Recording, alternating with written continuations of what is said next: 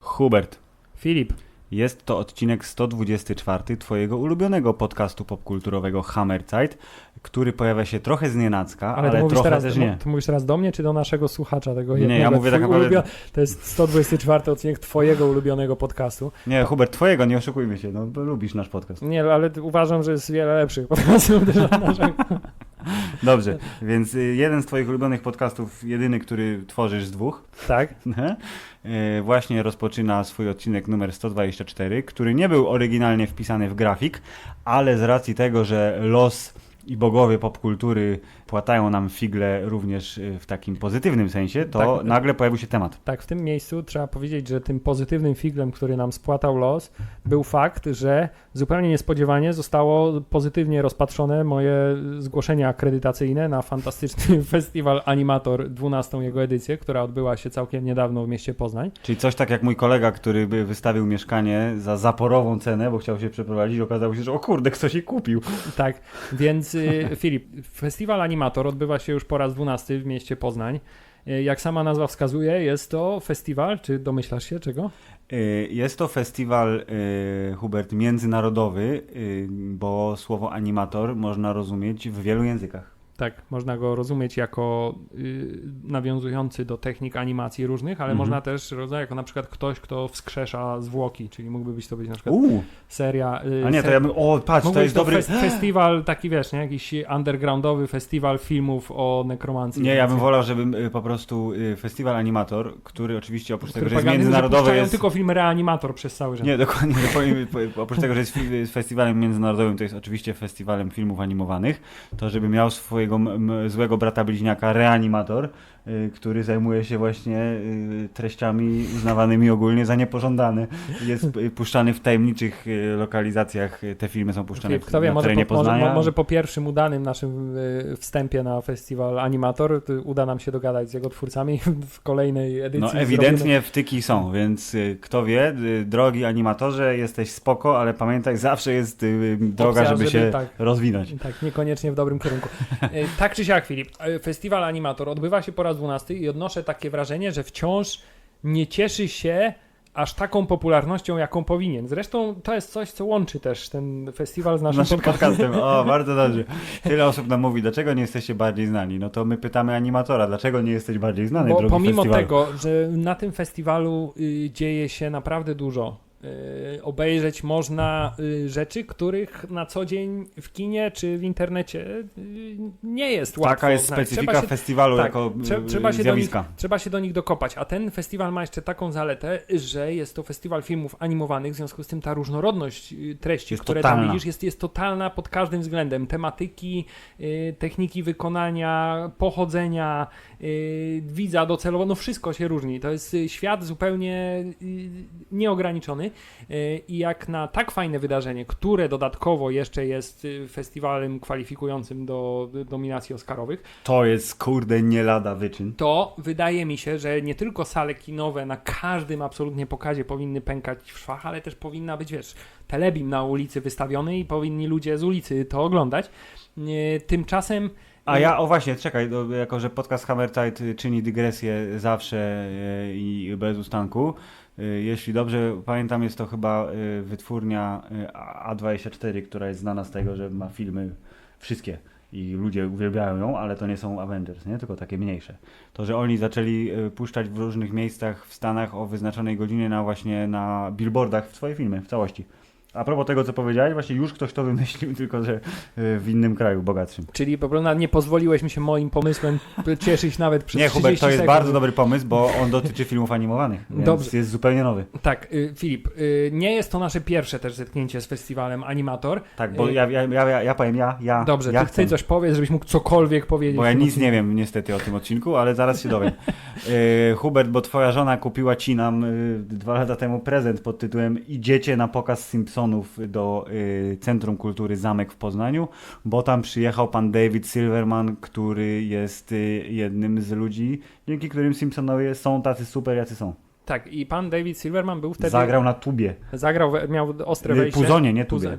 Puzonie? Nie pamiętam, była motyw z Simpsonów. Nie, to takie zakręcone było, to chyba była jednak tuba. Tubuzon. Nie wiadomo, co to było. Był to instrument denty, blaszany. Tak jest, połyskujący. Masywny, tak. Filip, ale wtedy byliśmy tam, wiesz, incognito. Byliśmy jako po prostu uczestnicy. To byliśmy tajna prasa. Tak, bo wtedy nie byliśmy tak znanymi lifestyle'owymi podcasterami jak teraz. Mieliśmy tylko 142 lajki na Facebooku. A teraz przeszło mamy 500. Ponad 500, więc różnica jest radykalna. Tak. W związku z tym, w tym roku Filip, z oficjalną plakietką, fajną, solidną, taką, wiesz, zawieszką na szyi, z napisem press. Tak, czyli przyciśnij. Tak.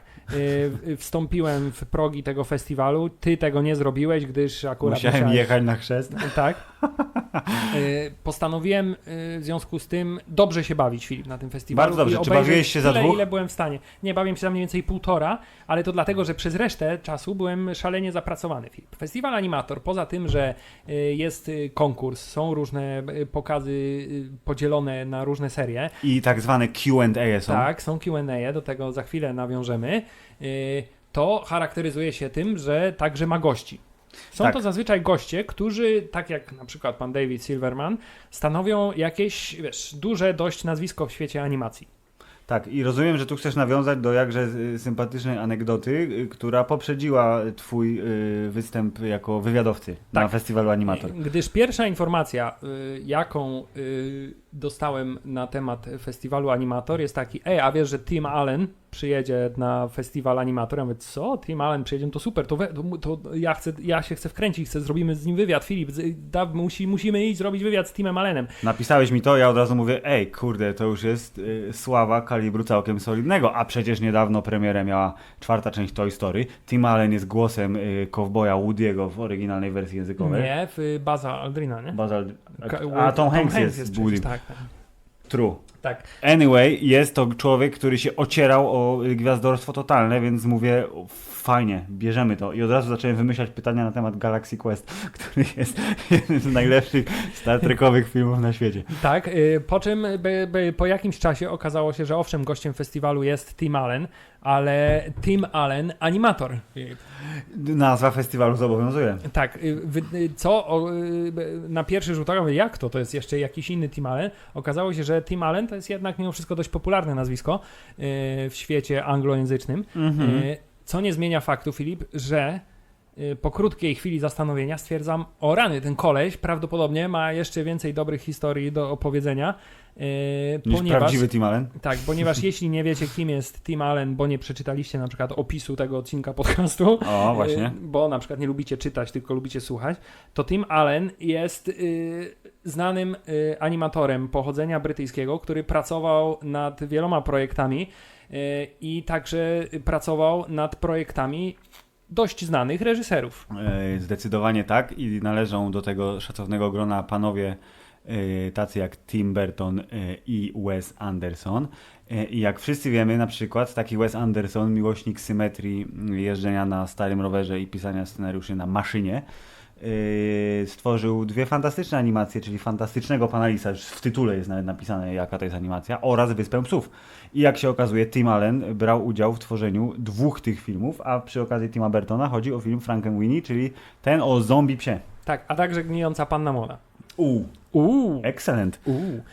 I Tim Allen, jak się okazało, jest facetem, z którym się świetnie gada i Hubert, tak się świetnie gadało, że pogadałeś 2 razy. Tak, stwierdziłem, Filip, że to będzie mój główny cel tego festiwalu. Ja muszę porozmawiać z tym człowiekiem, muszę z niego wydusić jak najwięcej informacji, bo od samego początku przeczuwałem, że da się z nim pogadać. W związku z tym, Filip, uzbrojony w moją oficjalną akredytację prasową, umówiłem się na wywiad z panem Timem Allenem, który to wywiad miał miejsce drugiego dnia festiwalu w sobotę.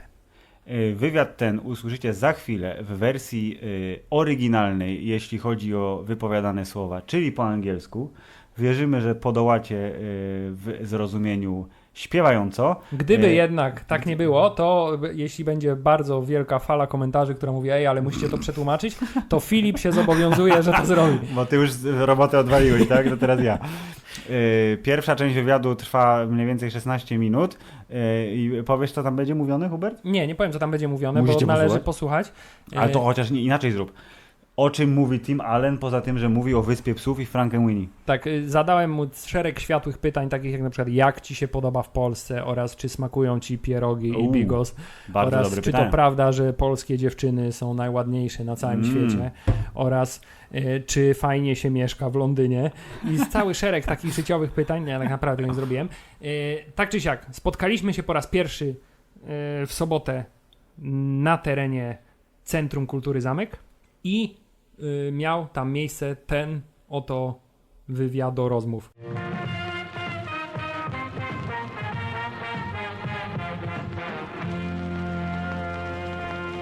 Okay, Tim, thanks a lot for taking the time to speak to me here, because it's not always that you get the opportunity to talk to someone who has such a hands-on approach to some of your favorite movies and TV shows. Thank you.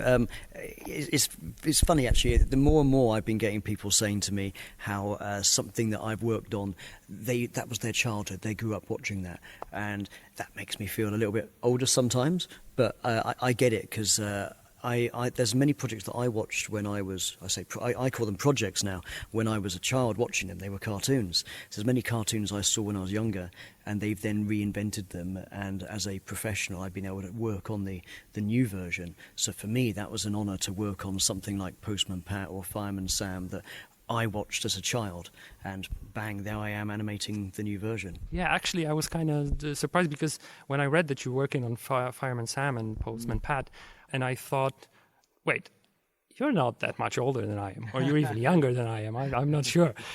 And I remember watching these cartoons as a child. Fireman Sam was around 91, I think. It was having its first incarnation. And I did the version that was in 2002 to 2004, where they rebranded the whole look. But it was still the stop-motion version, not because the current incarnation is all CGI. Yes, you're smiling as well. Yeah. Exactly. Yes, it got rebranded in 2002 with a whole new look, a much slicker look. We were hoping for a second series, and we had 26 episodes.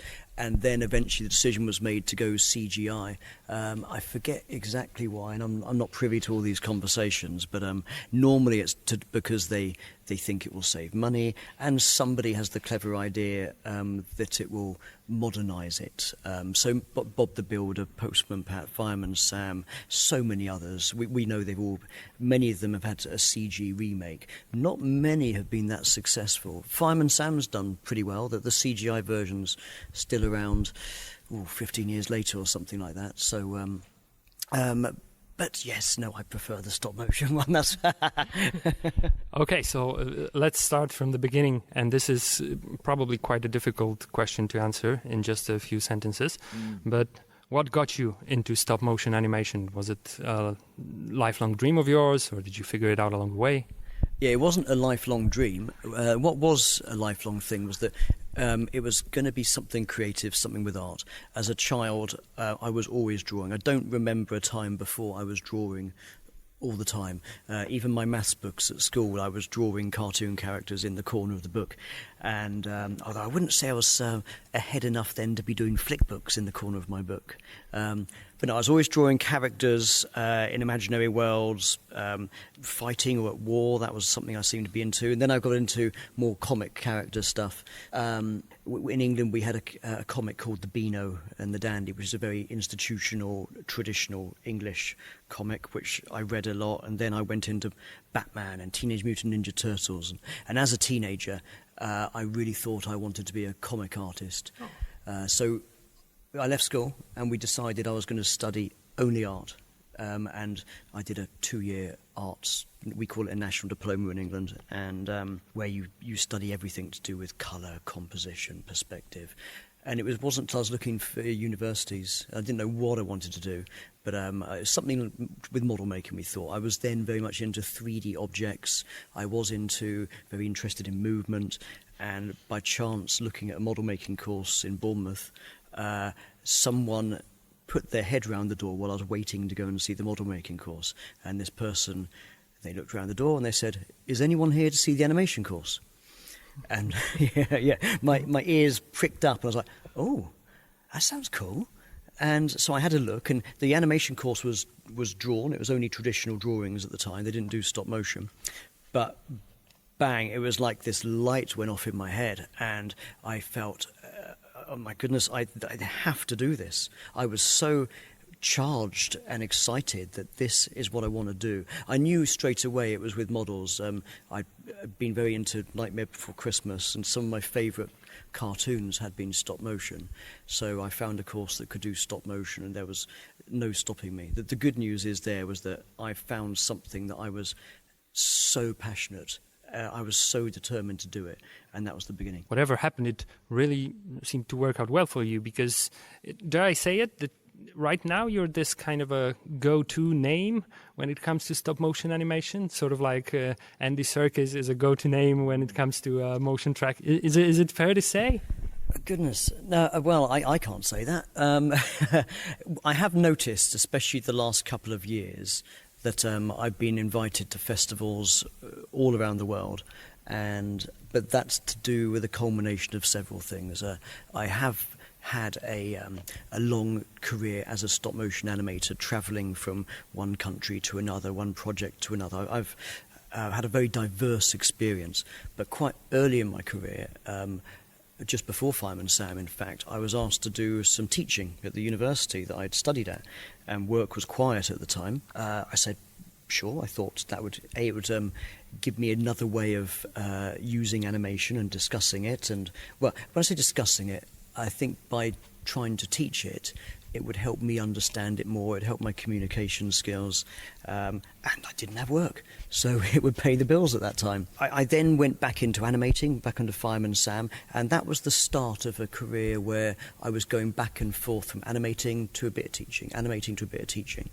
And as I became a better animator, I was over time becoming a bit of a better teacher, and that name spreads. And now I've had so many festivals around the world asking me to teach, to give talks, and it definitely exploded after I did a talk at Annecy last year in particular, to the point where the Tim Allen animation brand seemed to have taken its own life, and you're left so busy, but then trying to think, hang on a minute, I was this guy that just stayed in a dark room playing with dolls, and now it's become something very different. You said you've been doing it for quite some time now.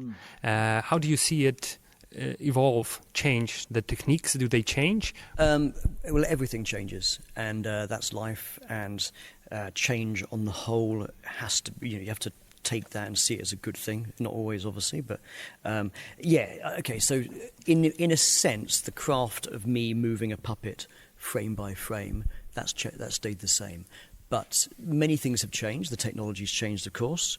But just before I started, it would have only been on film, so they wouldn't have been able to see what they were shooting until they sent it off to the laboratory to be processed. So it was much slower to see results and obviously to learn from what you were doing. And I came in when Video Assist was starting to get going, to have a video reference. And now the quality of that has gone up and up. I remember the first project I did, Creature Comforts, where we had high definition Video Assist, and we were all very nervous that now that we can see this much better resolution, all the little marks in the plasticine, is that going to show up? And is this actually going to be a problem? And as it turned out, it wasn't. And we've been shooting 4K for a long time. Computers have struggled to catch up, because when we started shooting 4K images, Peter and the Wolf was one of the first ones I did. And even though we were shooting high-resolution images, the computers weren't really fast enough to take that information in. It was a nightmare for the people doing post-production, having to do in After Effects layer after layer of that resolution, let alone storing all the space. It's amazing how much more capacity and speed computers have now. Then we've got other things in terms of technology moving forward. Some obvious ones are 3D printing. That's changed things a lot. That's a big new tool in the model tape maker's toolkit. great for mass producing things, although I find for animation sometimes these plastic printed things are a little bit brittle. They can break quite easily. So it's not maybe a quick way to make something, but sometimes it's not so good for an animator to use. It depends on what it's for.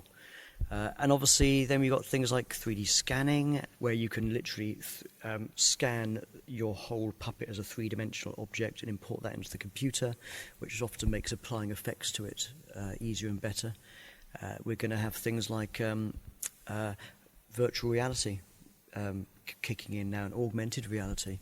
So I did Isle of Dogs, which I believe is the first. We did a virtual reality piece to promote the film. And I believe that's the first stop-motion virtual reality ever. So quite a lot have changed, actually. And who would have thought that such a, can I say, traditional art of stop-motion will be at the forefront of technology? But what also has changed, I think, is the use of the technique by the filmmakers. In the recent years, especially, you can see that those sort of visionary, artistically inclined directors such as Wes Anderson and Tim Burton, are really drawn to that type of animation. And when they venture into the animated world, they choose this technique. Why do you think that is? Yeah, I mean, the CGI and the developments of technology is going to keep on improving and keep on advancing.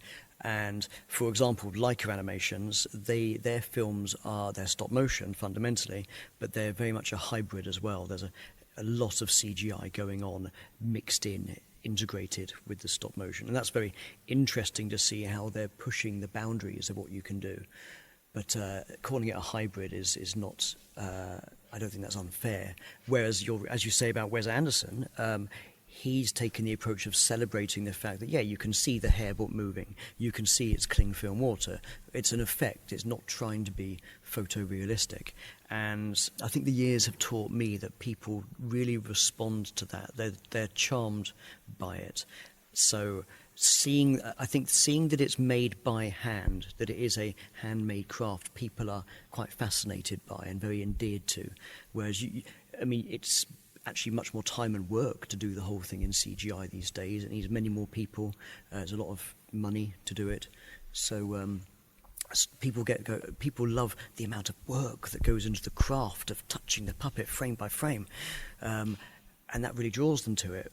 Ironically, CGI is normally more work and more money, but people don't see that side of it, and they're not as endeared to it in the way that seeing a puppet come to life endears them. So I think that inherent charm is a big part of why stop motion is still prevalent, and I don't see it going anywhere anytime soon. Talking about your cooperation with those two directors, I always wondered, how does the process work? I mean, what is the chain of decision making? Are you simply putting the director's vision on the screen and you have very precise things you have to do and to show, or is there a lot of creative freedom? Do you suggest your own solutions to some problems? How does it work day to day on the movie set? The simple answer is it's different. Each project, each relationship with the director and the animator is always a bit different. And for example, when I'm doing something like Fireman Sam, it would be a quick conversation with the director. We look at the storyboard, we know how long we want the shot to be, and then I just go for it.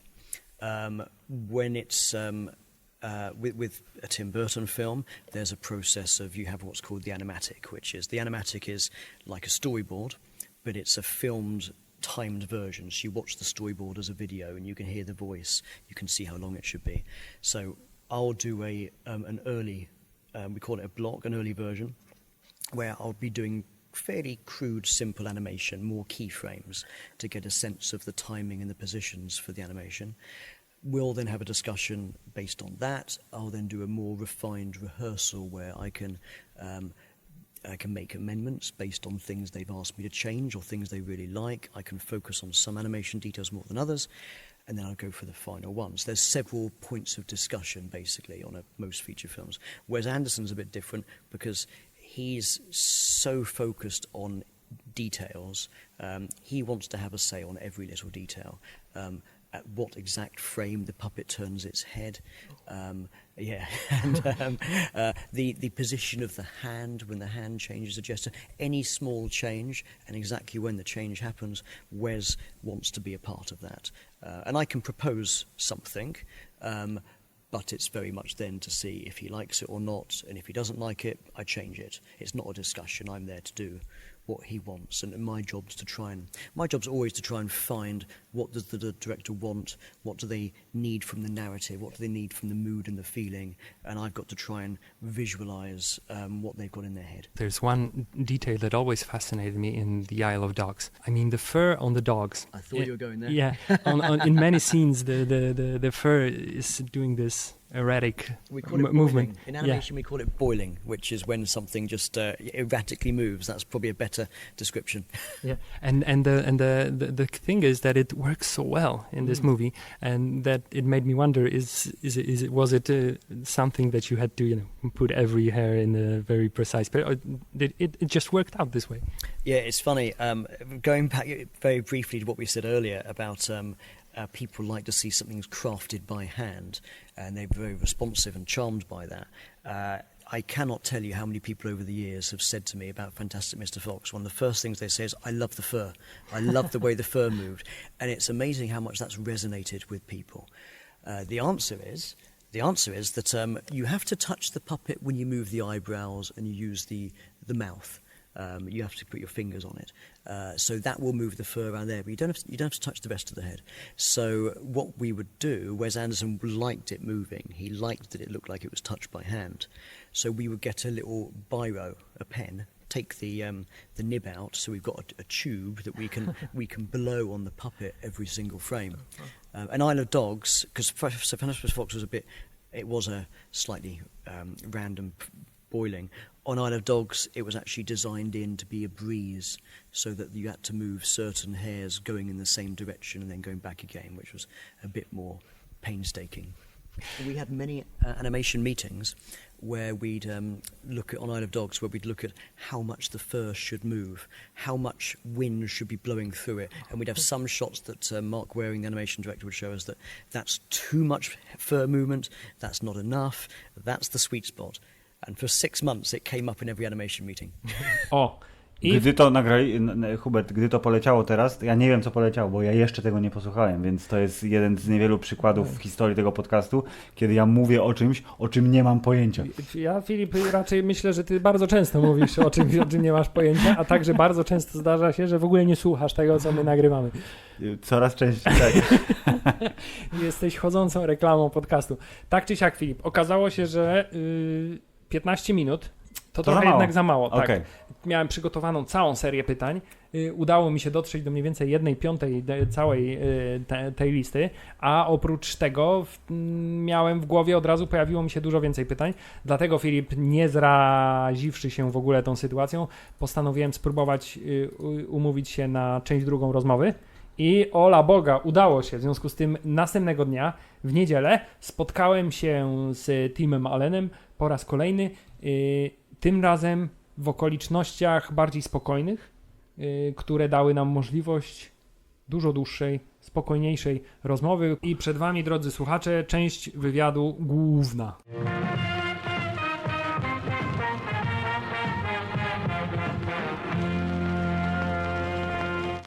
So, Tim, welcome back to the podcast. I'm so glad we got to meet again, because as it turns out, there's quite a lot to say about stop motion animation. Turns out that way, doesn't it? 100 years of history or so, and we couldn't cover it all in 20 minutes. Are all of you stop motion animators that chatty? No.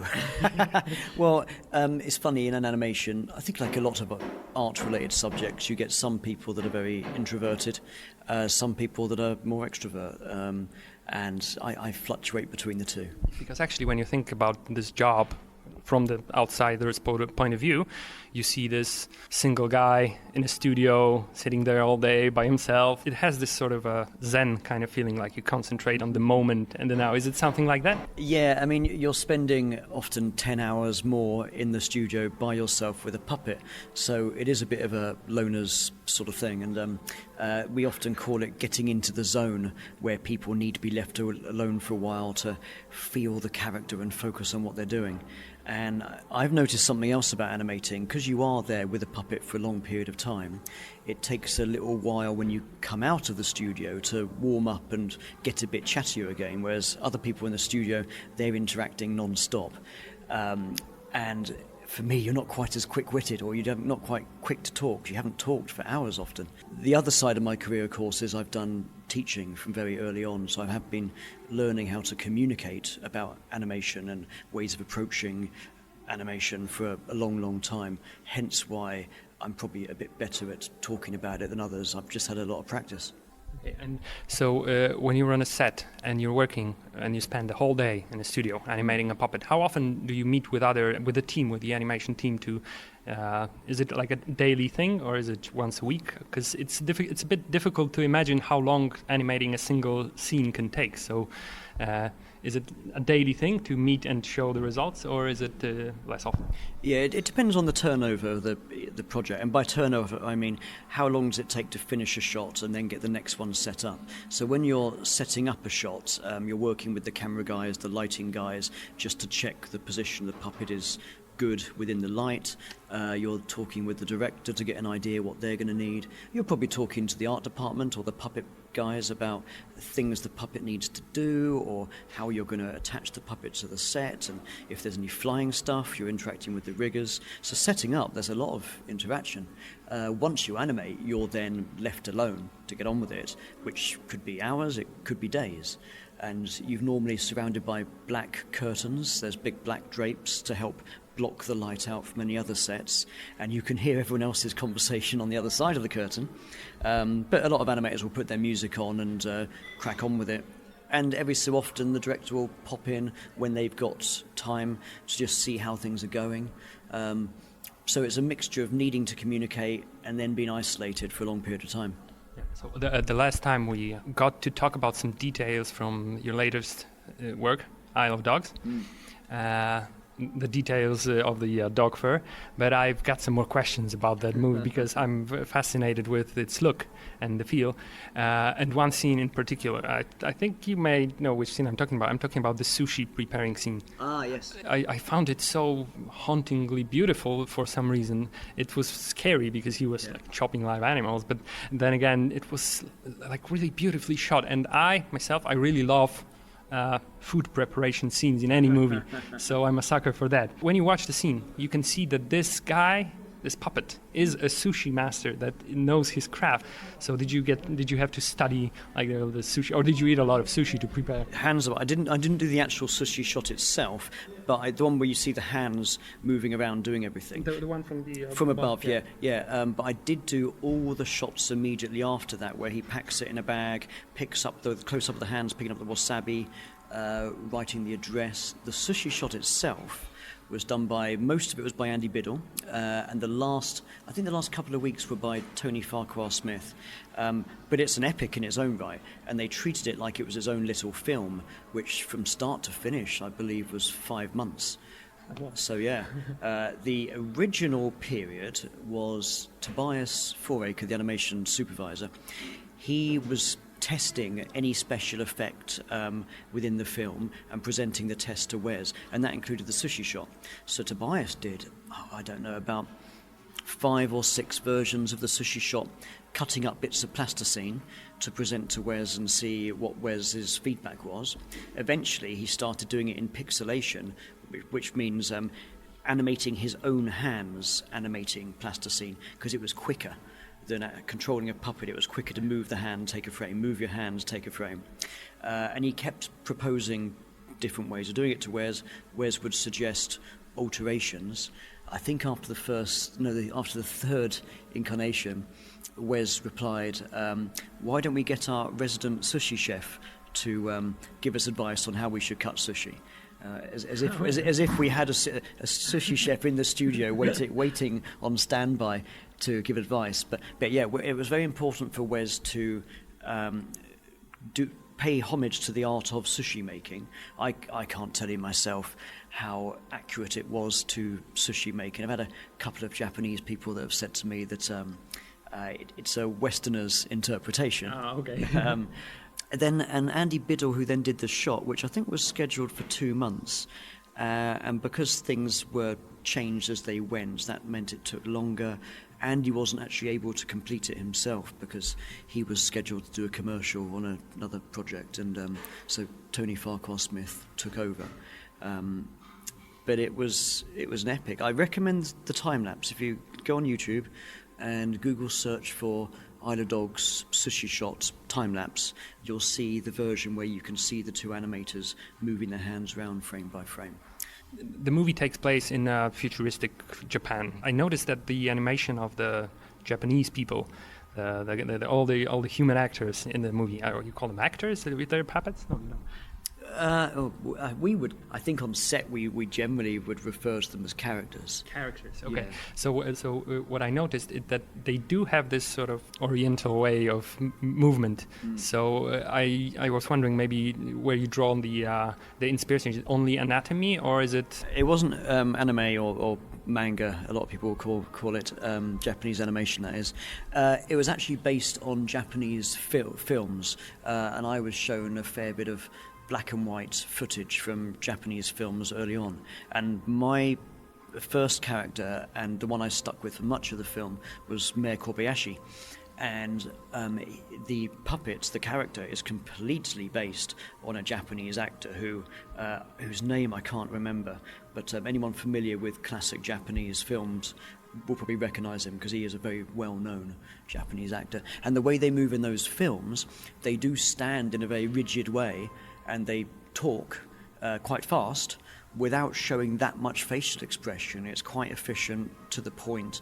Nothing is over-embellished or too emotional. So that was what Wes was trying to represent, which fits his style very well anyway. So it was tricky to begin with to animate a character talking and resist the temptation to nod their head very much as they're saying things. But yeah, that was the style we went for. Actually, I noticed that the most expression on the face in the movie is in the dogs and the eyes. The eyes of the dogs are like, it seems like a lot of shots focus on the eyes and the eye movement and the way the eyes react to dialogue. Yeah, I mean, the dogs are definitely more expressive, and their faces were made differently too, of course. They had, we call them mech heads or mechanical heads. So underneath the fur, there's various mechanical joints where you can move the eyebrows, you can move the cheeks, you can open the jaw, you can move the lips a bit to give them a snarl, and so the dogs were capable of doing much more movement, and that was intentional to differentiate them from the humans. The humans, in contrast, had a collection of masks, I suppose you could say. So you could literally take the face off, and it would look like a mask when you take it off, and then you could choose a different mask. And they had a relatively limited number of faces. I think Atari, who was the main character and probably had the most faces, he only had about, 30, 35 faces, which you compare that to Jack Skellington on Nightmare Before Christmas. He had 1,000 replacement faces. The Leica films now, they 3D print, hundreds, thousands of faces. So it was intentionally limited with the human characters to give them an intentionally limited style of movement.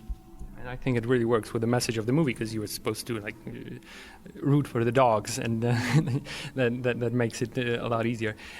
One more detail I was really wondering about: whenever there's a TV screen in the movie, the image is hand drawn, but was it first animated as a puppet and then traced with a pencil, or was it just drawn from the beginning? I was always wondering. Yeah, it was a two-dimensional style that was developed for the film, and I remember before the 2D department started, they were talking about what style to go for, because they didn't want it to be 2D where you can just see that the character's staying still in a keyframe.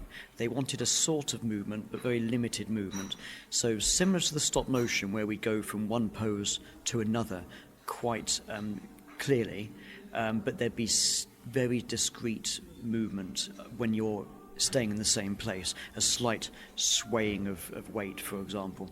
So the 2D was designed to be move, one keyframe to another, but with a discrete movement when you're in that position to complement the stop motion. But it took a little bit of time for them to find that style. I remember when the 2D department started. And once they'd found that style, the 2D department expanded, and they had more animators reproducing the same look. And one more thing, and it's about the Isle of Dogs, because I noticed it, especially when watching this movie, but it's also a more a general thing. I was always wondering, how do you work with sound when animating?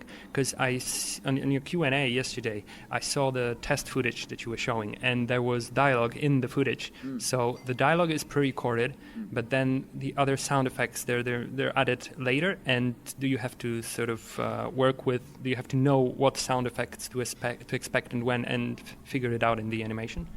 Yeah, on the whole, the dialogue is always pre-recorded, and that's because we, frame by frame, can try and match all the subtleties and mannerisms of the voice.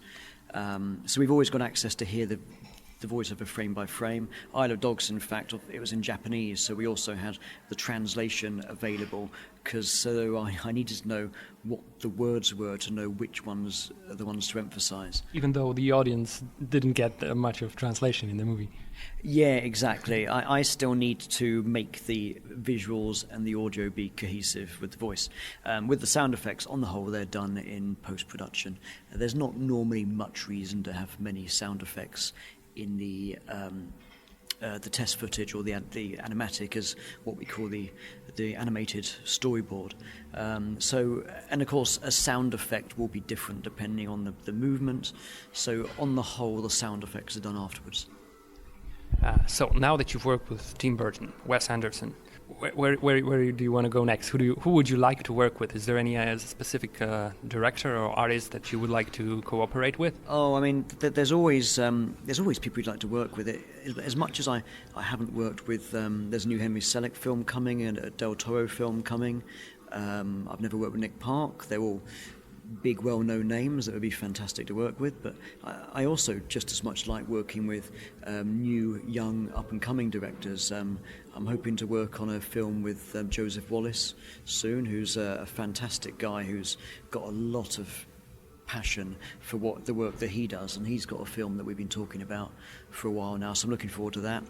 I've equally enjoyed working with people like Animator and Arida Zonga in the last year, so younger up-and-coming directors who are really starting to make waves within the festival circuit. That's equally as exciting to me as working with the better-known names. Have you thought about directing yourself, like doing your own feature film where you're the director and it's your vision from start to end?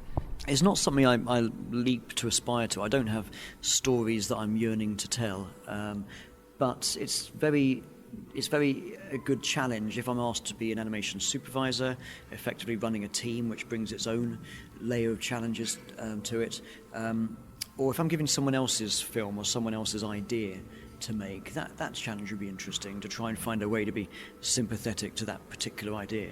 But there's not my own film that I want to do.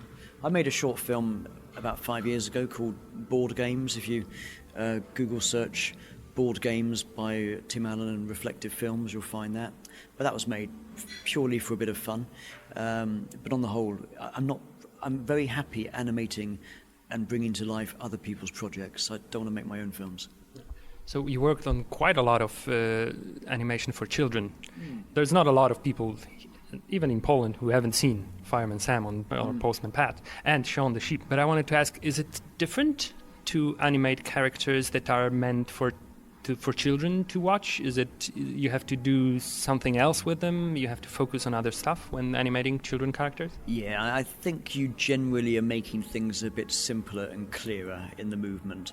So on the whole, I mean, one problem is you have to work a lot faster. They generally need more seconds of animation every day, so by necessity you've got to do simpler movements, go from one pose to the next pose to the next pose, but you make things quite clear silhouettes, clearer facial gestures. A feature film, as in contrast, you do much more subtleties, which actually takes longer, because with subtleties you've got to get the details much more accurate. I would describe the difference a bit like this. It's a bit like a live action actor learning to act on stage, where they've got an audience who some people are standing a long way away, so they need bolder, clearer poses, versus the same actor having to learn to act for the cinema. And whenever you've got a close-up of your face, you're not going to be doing big, bold, over-the-top facial gestures. You'll be doing much smaller subtleties, because your face is going to be blown up on a massive cinema screen. So it's not a bad contrast to say children's series are a bit bolder, simpler, clearer movements. Feature films are more subtleties. It's similar to the way with the live action movies versus TV series used to be. Like movies had all those details, where TV was more of a, we have to do it fast, we have to do it cheaper. So and you can see the difference. But now in the live action, it's kind of blending with shows like, I don't know, Game of Thrones, True Detective. You can't see a difference between that and the Hollywood productions. Do you think this will happen in the animation world as well? I am noticing more demand for higher quality. I think we're just getting more used to expecting better quality, and we're not quite so forgiving of something that's been churned out in a bit of a rush. But still, if I was doing a preschool show for very young children, I'd still animate in probably a simpler, clearer way, just to make sure the story's told clearly and the points are made simply. You're still looking to find little fun characteristics that give it that energy and that extra something that endears you to a character. But the other thing is, I wouldn't say that our budgets are getting any bigger. So with TV, we're not Game of Thrones. You're generally trying to make the best you can with the time and money you have. Can you tell me something about the Chuck Steele, is it? Because you can't find a lot of information online. I saw the trailer and I find it fascinating, because it's this amazingly over-the-top, stylish, silly thing, and that's the vibe I got from it. And it reminded me of what's it called? The short movie with that David Hasselhoff wrote a song for it. I remember that as soon as I leave this place. I'm sure. Anyway, and I know you've been working on it. Yeah. So can you tell me something more? It's constantly in the watch this space thing at the moment. They've been talking to lots of different distribution companies, because they want to have a cinema release that gives it justice that it deserves. So and it's a film that is outside of the box. It's intentionally doing its own thing. Which is what makes it stand out so well. Which at the same time made it a bit harder to sell.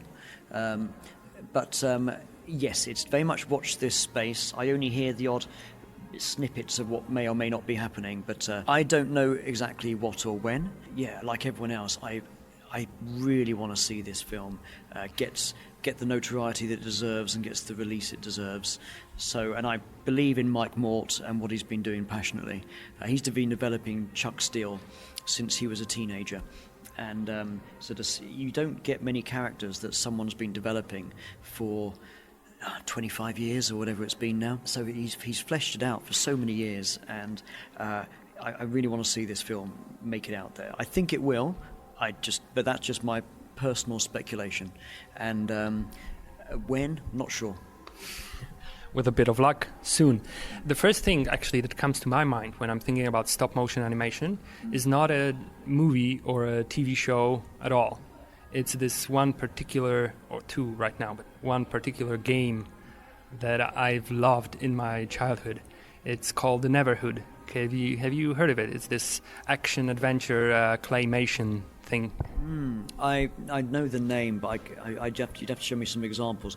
There used to be quite a lot of attempts to use stop motion animation in gaming, but people seem to have a lot of difficulties with merging the stop motion technique and the interactivity of a video game? And why do you think there is? Well, one issue is you need to you need lots of individual bits of animation that then can connect to another bit of animation. A character standing in their ready position, going into an action movement, be it a punch or a jump or a run. So stop motion, it's tricky to make a character go from one bit of animation to another one. It can be done, but you are dealing with stop motion's limitation quite a lot.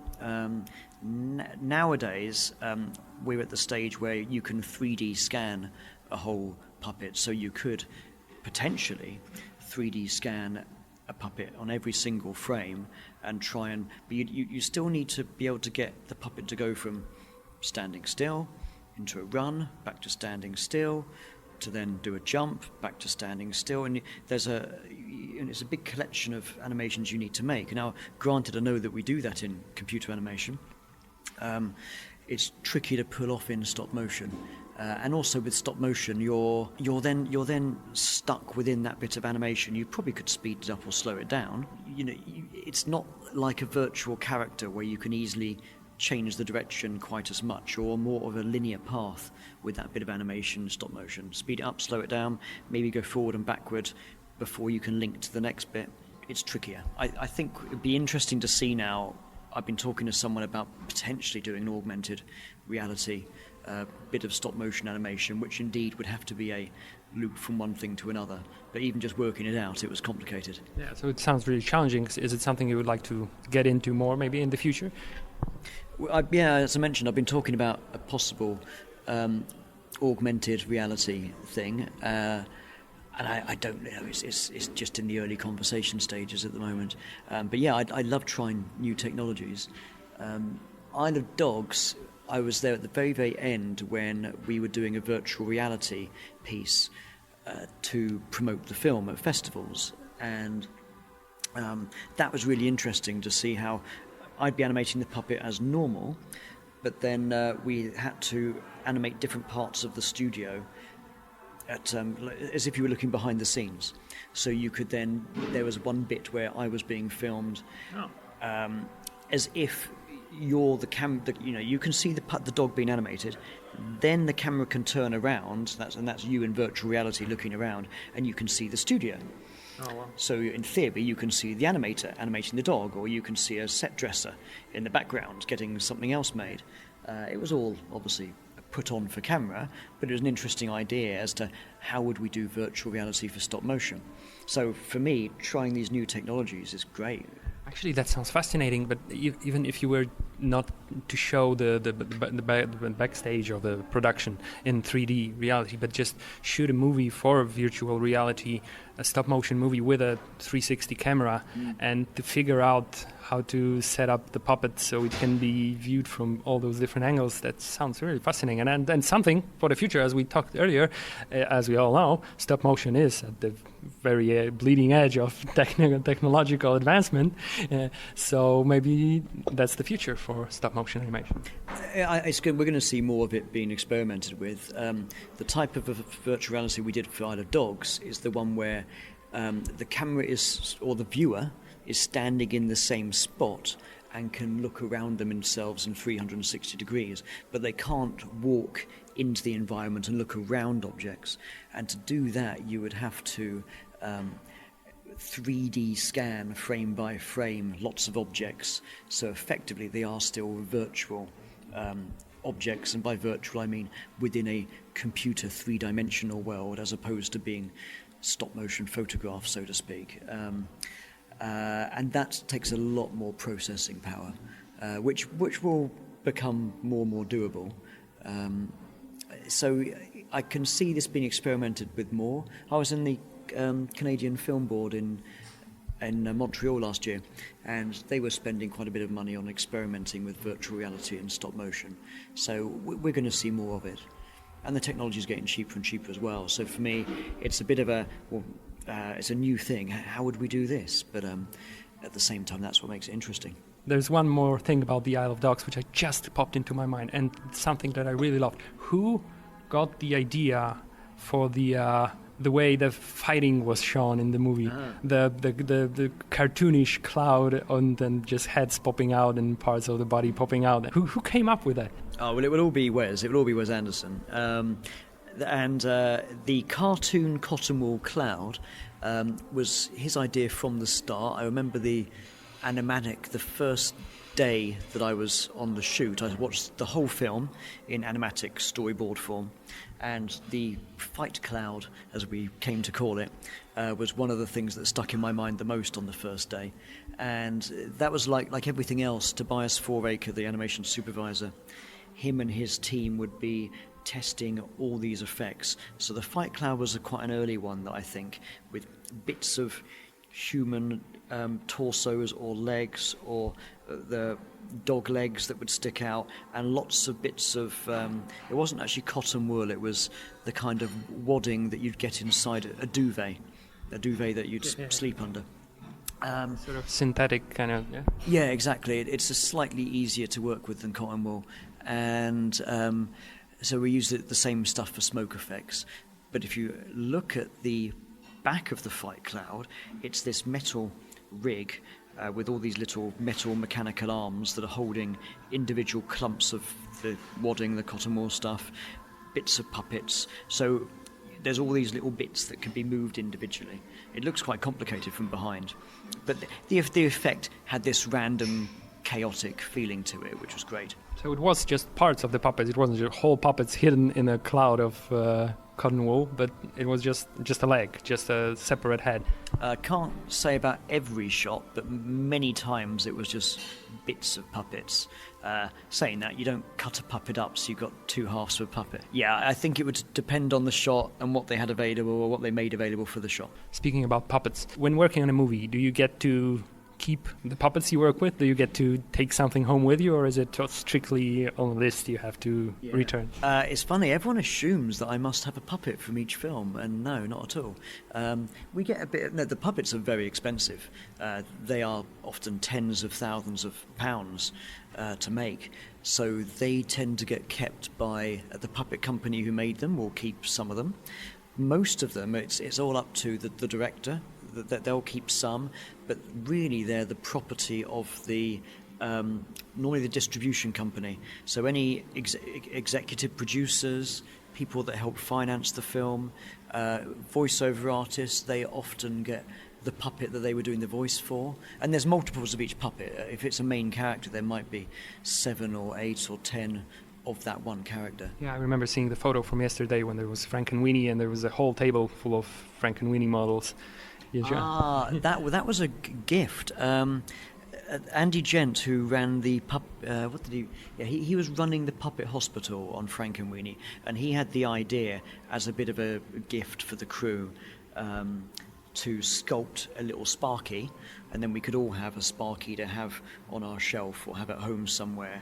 And he sculpted one, had it moulded, and then mass-produced, I don't know, about 200 of them. I say gift, I think they cost about £35 each.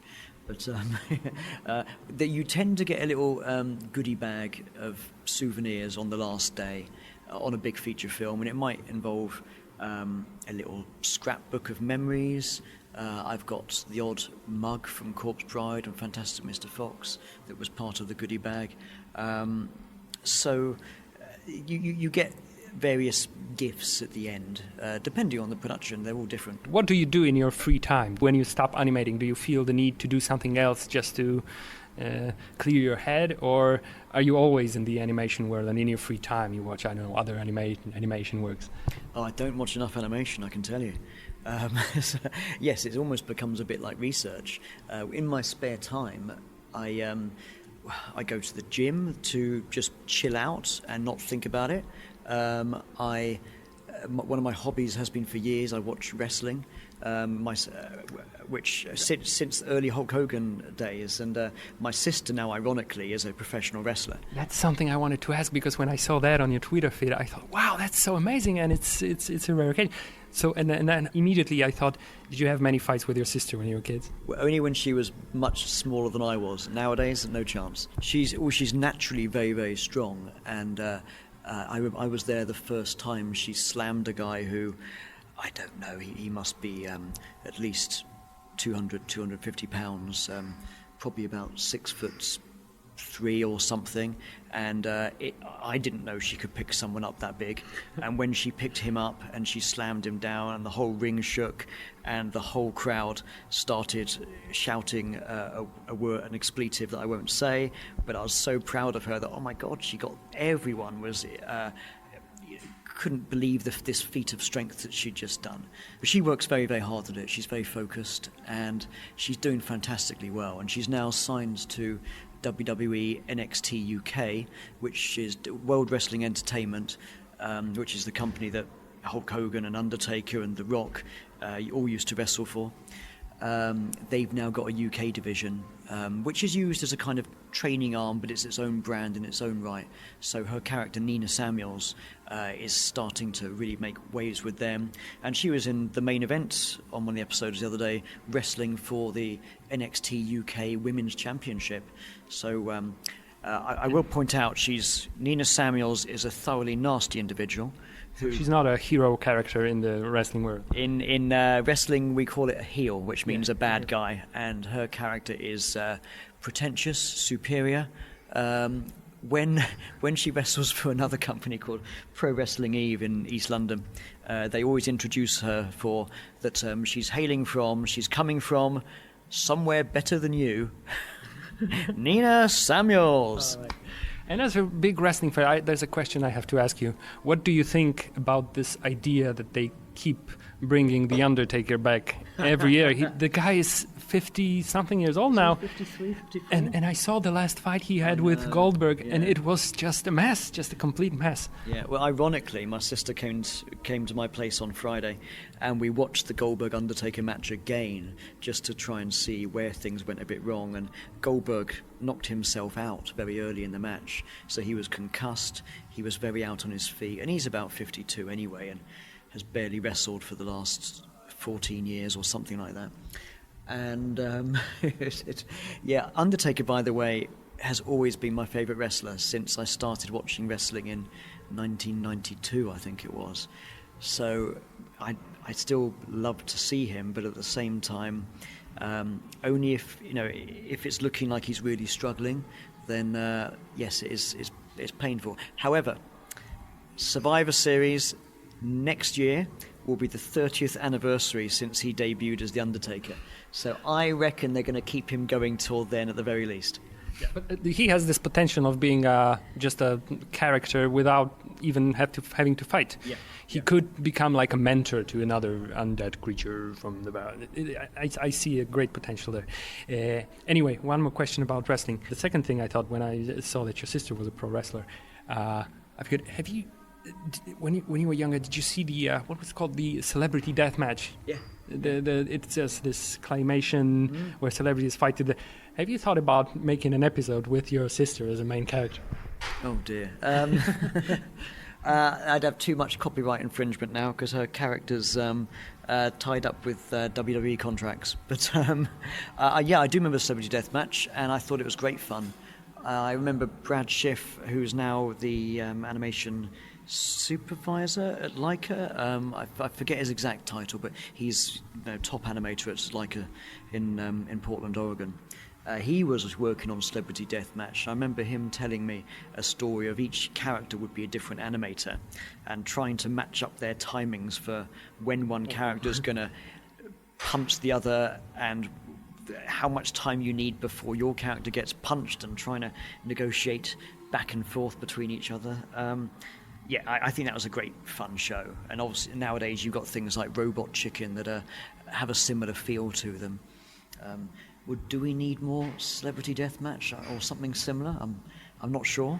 It was good fun at its time. It was very, for MTV, it was perfect for MTV at the time. Robot Chicken, yeah, I forgot about this, and I love the Star Wars bits that they're doing because, as you may have noticed, I am quite a Star Wars nerd as well. Mm-hmm. I was going to say, in New Hope, no, not New Hope, but in New Hope, there's the scene in the Millennium Falcon where there's Han Solo and Chewie are playing chess, yes, and they got the stop motion characters. Of course, as we know, later on Star Wars became very much all CG animation in Phantom Menace and episodes 1, 2 and 3. when they did Force Awakens. That's the one, the first Disney one. Yeah, they did the chess as well, yeah. Yeah, and Chuck Duke, a very good friend of mine, animated that. And Chuck works with Phil Tippett Studios a lot anyway. And we've worked on Fantastic Mr. Fox and Frank and Weenie Night of Dogs together. And he also animated on Phantom Menace as a CG animator when Star Wars was making its big return way back in '99. And so he's told me all about being there as they started to see the footage from Phantom Menace and slowly realising that it wasn't quite what they hoped it would be. But he was the one who animated the stop motion bit in Force Awakens back in the Millennium Falcon again, which intentionally was stop motion to marry up with New Hope. And for him, that was a real honour. So yeah, I was super happy for him that he did it. Oh, that's a great story. Yeah, and there's one more stop motion effect from Star Wars that I can think of. It's the in the Return of the Jedi. There's the Rancor, and I think the Rancor is in some shots. Motion. The Tauntauns are, the AT-ATs are. That's quite a lot of that actually. Now that you think about it. Yeah, because back then it was all Phil Tippett Studios doing creature effects. Ray Harryhausen was. I kind of phased out by then, and Phil Tippett was doing a lot of the movie effects. We're talking, in the 80s, and Ray Harryhausen stopped. I think it's around 81 he stopped doing creature effects, and then Phil Tippett was very much the main player. He did Ed 209 in RoboCop, so. If you look at the 80s, most creatures were stop-motion effects, and Phil Tippett Studios were doing a test for Jurassic Park. It's the very early test for Jurassic Park, all stop-motion. It's great watching the velociraptors in the kitchen sequence, all done with stop-motion dinosaurs and looking stunning. I think I saw the footage on some extras on the DVD, perhaps. Yeah, it's on the DVD, and you'll find it on YouTube.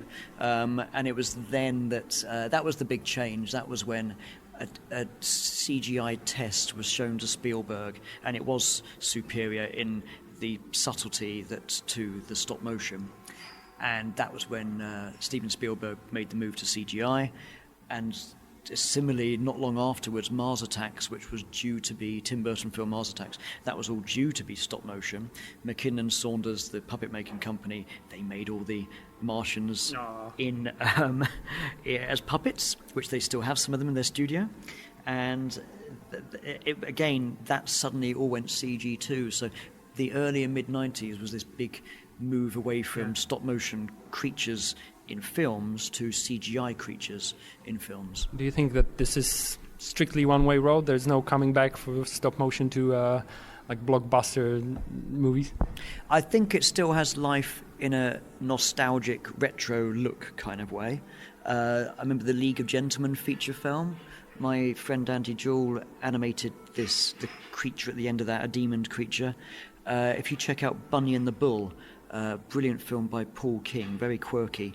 I animated the end sequence where the character has a bullfight with a bull that's made out of metal parts gathered together. It's a memory. It's not a real sequence. So it looks like a robot bull. So I had to animate this stop motion bull having a bullfight with a live action actor, shot in a completely separate studio, without any knowledge of how stop motion would work. So we were given the footage of the actor and had to make my bull work with it. So you'll get it occasionally, but it more will have a retro look. Obviously we know what CGI effects now can do with creatures, the whole, whether it's Andy Serkis and King Kong or Gollum, it's the main game in town for that, and I don't see that changing. I see that they tend to use stop motion whenever they need to show something that's really surreal. The Hitchhiker's Guide Through Galaxy comes to mind when they start the improbability drive. It's called, right. Yeah, the improbability drive. Then in the movie, then there's a scene when they're taken into these woolly puppets. So because that's the way to show something that's so surreal that you can show it otherwise. Yeah, I mean, stop motion's got a certain look to it, and of course you can go in many directions with many different styles of stop motion, so in no way is it limited. But depending on what feeling you want within the film, stop motion is an option for trying to show a certain style, I suppose.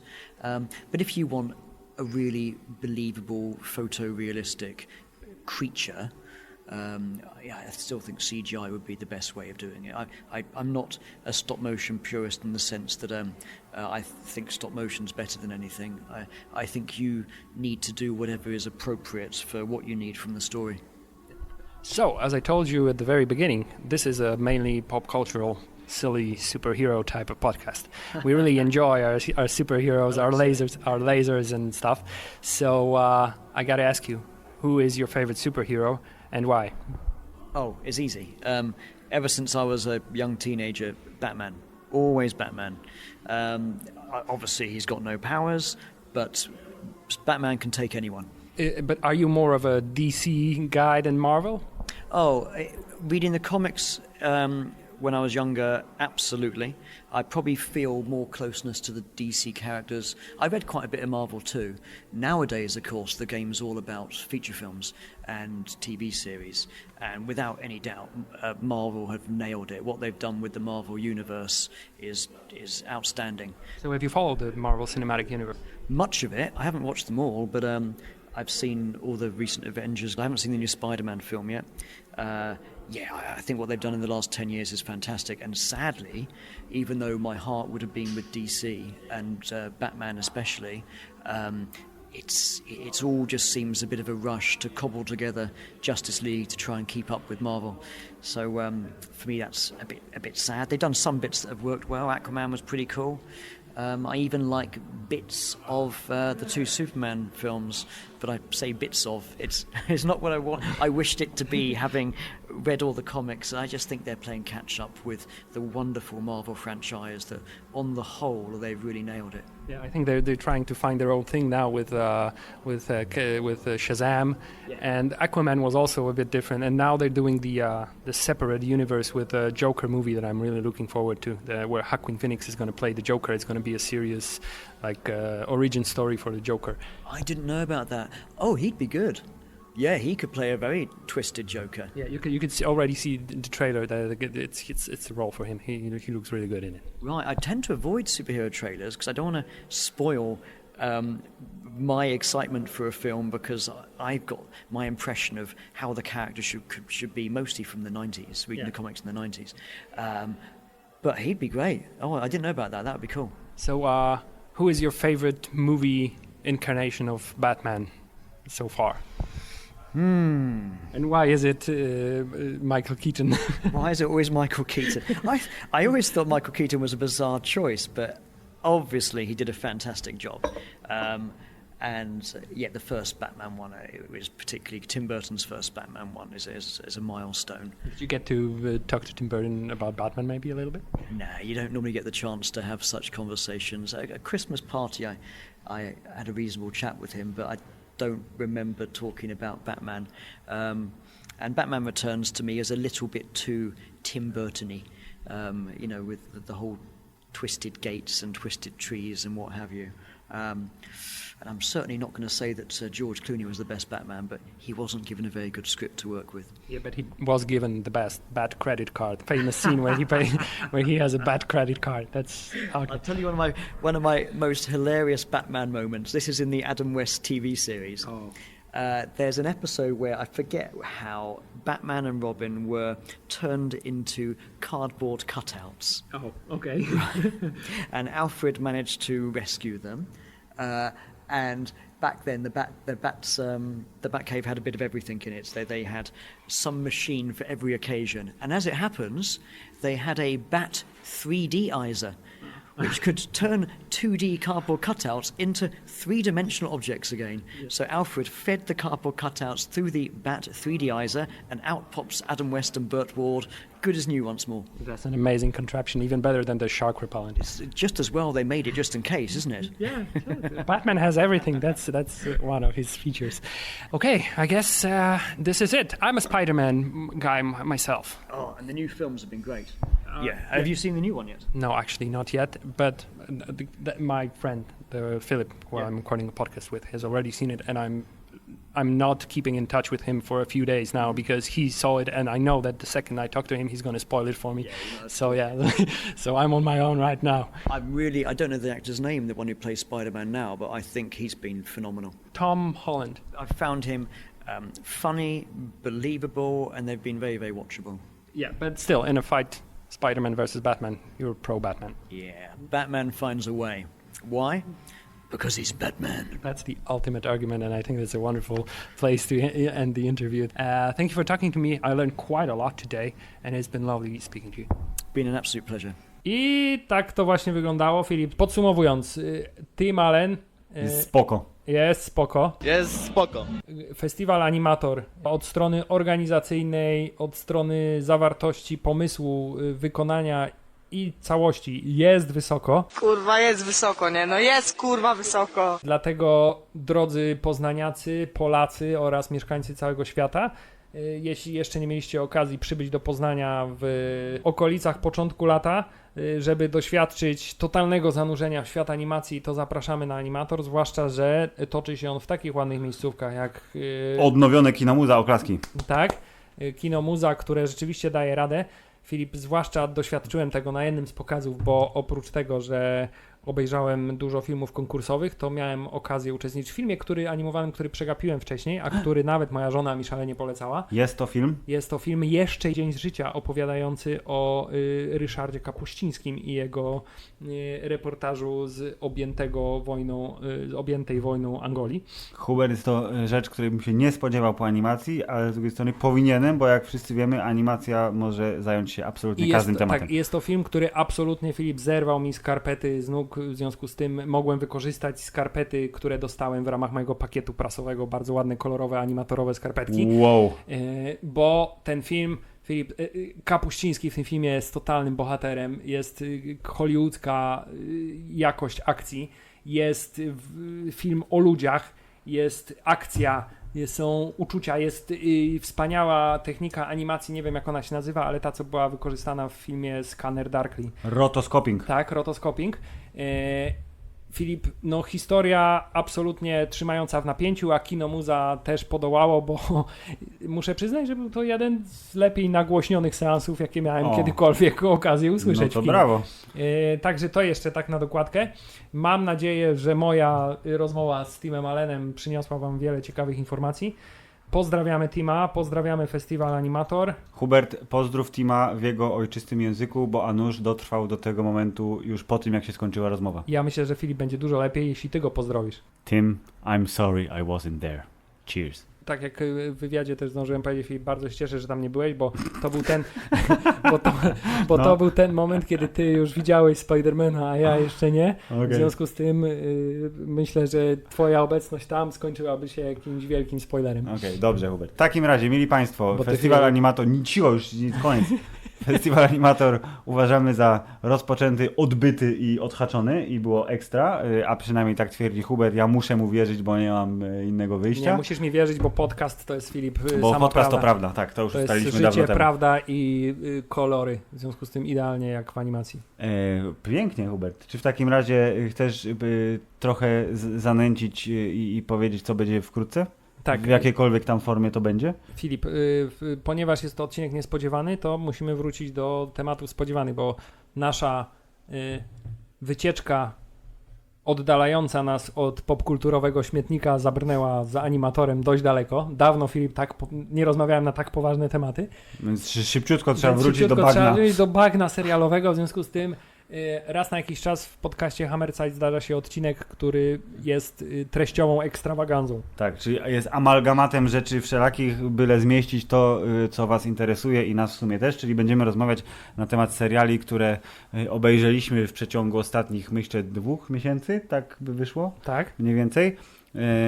I postaramy się omówić je wszystkie rzetelnie i z werwą, a także obiecujemy, że jeszcze w lipcu zdążymy nagrać, pytanie czy wypuścić, odcinek gwiezdnowojenny na temat epizodu 3 wspaniałej sagi Star Wars. Tak, ponieważ nie zapominamy o naszych zobowiązaniach wobec odległej galaktyki. Tak jest. A co się będzie działo w sierpniu? Czas pokaże, aczkolwiek trochę mnie kusi, Hubert, żeby nagrać ten odcinek o Kung Pao.